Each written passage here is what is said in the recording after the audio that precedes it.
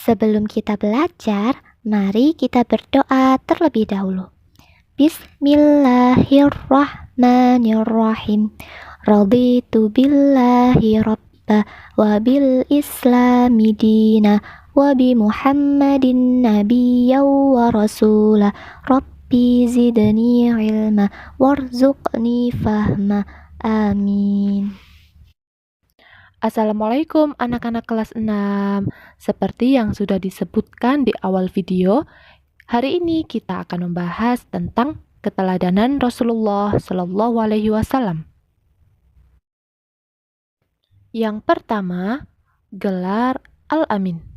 Nah, anak-anak, kalian pasti sudah tahu bahwa Nabi Muhammad Shallallahu Alaihi Wasallam memiliki gelar Al-Amin. Al-Amin artinya dapat dipercaya. Kunci awal bisa menjadi orang yang dipercaya oleh banyak orang adalah dengan bersikap jujur. Jadi, Nabi Muhammad SAW adalah orang yang selalu bersikap jujur sehingga masyarakat selalu dapat mempercayai Nabi Muhammad SAW. Di antara bukti sikap jujur Nabi Muhammad ialah ketika berdagang barang dagangan Siti Khadijah. Nabi Muhammad berdagang dengan jujur, menjelaskan kelebihan dan kekurangan barang dagangannya, sehingga banyak pembeli yang suka membeli barang-barang dagangan Rasulullah karena sikap jujur Rasulullah tersebut. Para pembeli merasa tidak pernah ditipu oleh Nabi Muhammad. Dan bukti yang lainnya yaitu peristiwa peletakan Hajar Aswad. Jadi, kisahnya suatu ketika Nabi Muhammad bersama kaum Quraisy sedang memperbaiki Ka'bah. Hingga tibalah saatnya peletakan Hajar Aswad. Orang-orang berselisih tentang siapa yang pantas melakukan peletakan Hajar Aswad, karena Hajar Aswad adalah sesuatu yang suci. Nah, karena itulah mereka sepakat untuk menunjuk Rasulullah SAW karena beliau dianggap orang yang paling pantas. Namun, akhirnya Nabi SAW memberikan cara yang adil dan bijak agar semua kepala suku bisa meletakkan Hajar Aswad kembali ke tempatnya, yaitu dengan cara meletakkan Hajar Aswad di atas kain yang ujungnya dipegang oleh masing-masing kepala suku. Karena ide Rasulullah SAW ini, orang-orang menjadi sangat puas dan sangat menyayangi juga mencintai Rasulullah. Tepatnya karena peristiwa peletakan Hajar Aswad ini, Nabi Muhammad akhirnya memperoleh gelar Al-Amin dari masyarakat kaum Quraisy. Anak-anak, mari kita teladani sikap jujur Rasulullah SAW. Biasakan diri kita untuk selalu bersikap jujur. Contohnya, bila kita disuruh orang tua atau guru untuk membeli sesuatu, jika ada sisa uang kembalian, maka kita berikan uang kembalian tersebut. Kita juga harus membiasakan untuk berbicara apa adanya, tidak boleh berbohong. Anak yang jujur akan menjadi orang yang dipercaya dan disayangi teman, guru, juga keluarga. Teladan yang kedua yaitu kasih sayang. Nabi Muhammad SAW adalah orang yang penuh dengan kasih sayang. Beliau sayang kepada keluarga dan orang-orang di sekitarnya. Pada saat itu, masyarakat Arab masih hidup di zaman jahiliyah atau zaman kebodohan. Mereka tidak menghargai anak perempuan. Bahkan karena malu memiliki anak perempuan, mereka sering membunuh bayi-bayi perempuannya yang masih hidup. Namun, Nabi Muhammad SAW mengajarkan untuk menyayangi setiap anak, baik itu laki-laki maupun perempuan. Beliau menggendong putrinya Fatimah yang masih balita sambil tawaf mengelilingi Ka'bah. Nabi Muhammad juga sangat menyayangi cucu-cucunya, yaitu Hasan dan Husain. Nabi Muhammad SAW juga mengajarkan kita untuk menyayangi kedua orang tua dengan cara sering bersimpuh dan mencium tangan mereka, juga selalu berbakti dan tidak membangkang. Selain kepada keluarga, beliau juga mengajarkan kita untuk menyayangi sesama, yaitu dengan tidak menyakiti hati orang lain, seperti yang biasa dilakukan Nabi Muhammad SAW.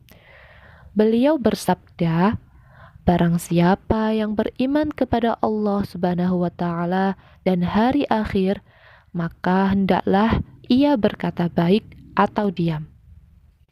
Maksudnya apa? Jadi, kita diperintahkan untuk berkata yang baik-baik saja, yang santun, tidak kasar, sehingga tidak menyakiti hati orang lain. Dan kita lebih baik diam kalau hanya bisa menyakiti orang lain. Anak-anak, keteladanan yang ketiga yaitu peduli lingkungan. Rasulullah SAW sangat peduli kepada lingkungan. Hal tersebut tercermin pada perilaku-perilaku beliau. Di antaranya, Nabi Muhammad sangat hemat dalam mempergunakan air. Itu dibuktikan pada anjuran beliau agar tidak berlebihan dalam pemakaian air ketika berwudu. Nah, coba kita pikirkan. Untuk berwudu saja, kita dianjurkan agar tidak boros air. Maka, untuk hal lain-lain pun, kita tidak boleh boros air. Harus hemat air. Kemudian, Nabi Muhammad SAW juga mengajarkan agar tidak melakukan kerusakan di muka bumi ini. Tidak boleh kita membuang sampah sembarangan, sehingga akan menyebabkan selokan-selokan menjadi tersumbat dan dapat menyebabkan banjir, menyebabkan kerusakan untuk banyak orang. Yang terakhir yaitu rahmatan lil alamin. Rahmatan lil alamin artinya pembawa kasih sayang bagi alam semesta ini.